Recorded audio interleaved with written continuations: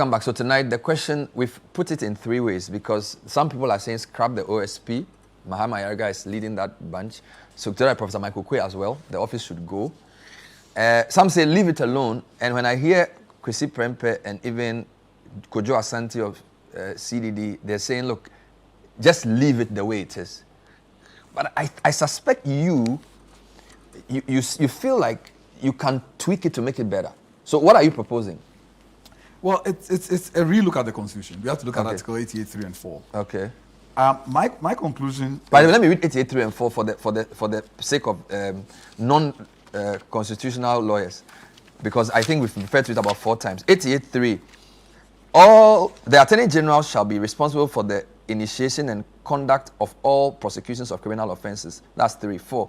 All offences prosecuted in the name of the Republic of Ghana shall be the suit of the Attorney General or any other person authorized by him in accordance with any law. In accordance with any law. So in accordance with the law, the OSP, my argument is that falls under this thing. Okay, so having studied the whole constitutional history of the Attorney General's office, I think that I think that maybe the situation at the time compelled Bing and Nkrumah to surrender the office to the presidency. 60 years down the line, it's time to take 65 years, it's time to take a look at it again. Has it served us well?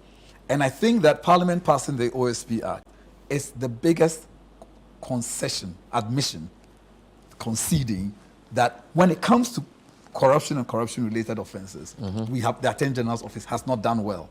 And like I said, the reason is that 1, economic crimes are very difficult to prove and prosecute.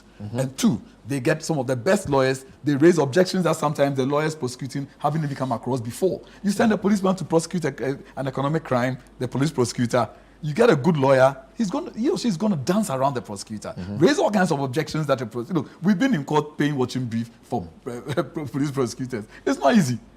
If a good lawyer comes in there, he or she basically has his way. So if we have lawyers who are trained in that, then and investigators who are trained in that, so the investigation and the prosecution, then we are more likely to get results. Because the things are going there, and the Attorney General is filing nolli prosequi. Because look, they are filing nolli prosequi because they are losing. They are losing, and to stop the loss, they file nolli prosequi and enter into some agreements, and then announce it to us. And we know it's a bit unsatisfactory, but we stick to it. So Bernard, my view is that the energy that led to forming the OSP, and I think they're showing a lot of energy, should be merged with the quiet stability of the Directorate of Public Prosecutions, which is the branch of the Attorney General's Department that prosecutes all crime. My view is that we cannot trust any government with criminal prosecutions, because we've seen that it favors their friends, they withdraw when they like.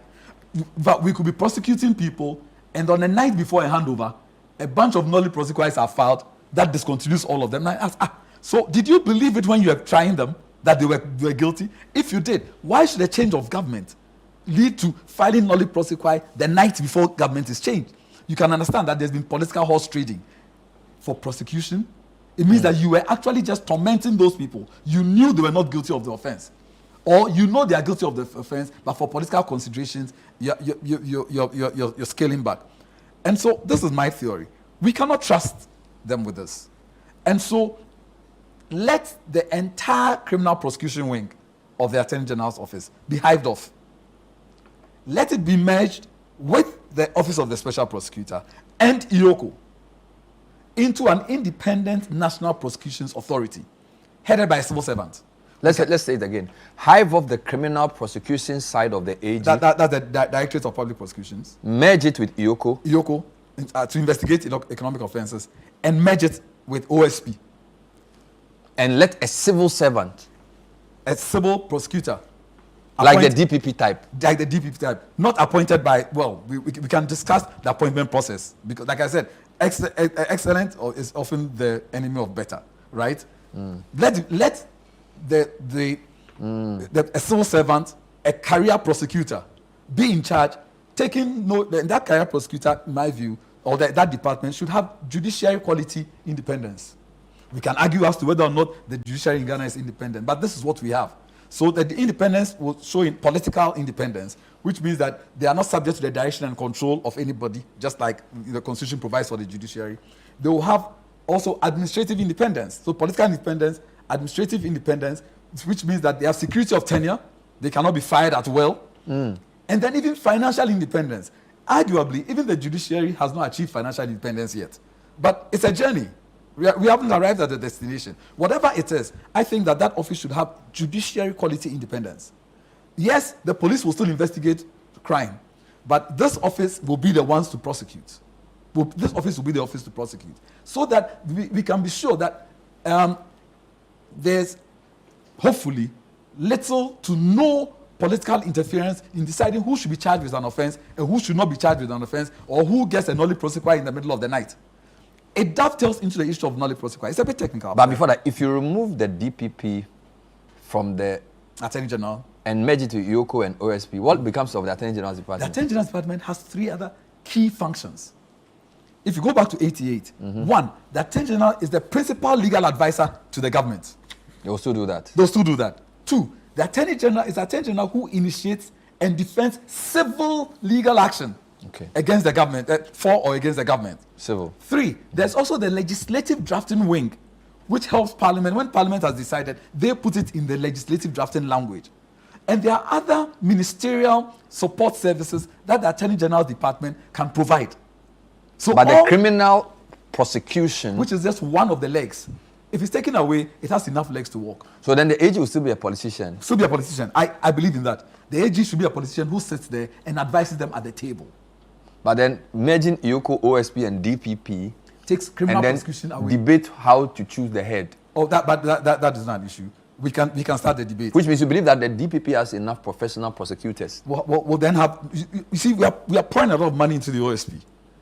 Imagine that we're doing it to one body, appointing bright students from school, bright lawyers, paying them well to do prosecutions, right? Strong lawyers who can stand the even strong lawyers that the accused persons will bring to court.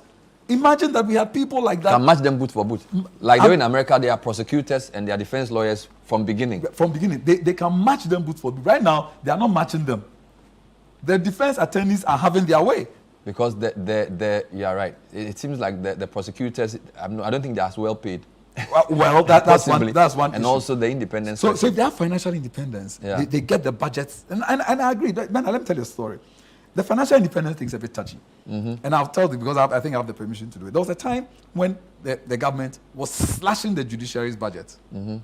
The Bar Association got angry and called lawyers together that let's take the government to court.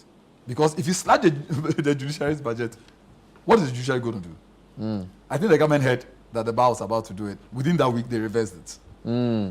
So we see, it's not everything that comes out there. But in the background, a lot takes place. And I'm confident that we can fight for financial independence for the judiciary, for the Auditor General, for SHRAJ, for the independent, and I will also argue, a national the Mineral Resources Commission. A national Natural Resources Commission. Your fight against Galamsey is a big one. I'll come back to that when we come back. I'll let you explain this. But so just to round up, I think that there is room for this, but we need a specific constitutional amendment. For this type of thing? For my proposal, we need a constitutional amendment. We'll be right back. This is the point of view. Tonight we're talking the OSP. Scrap it, leave it alone, or refine it. We'll be right back.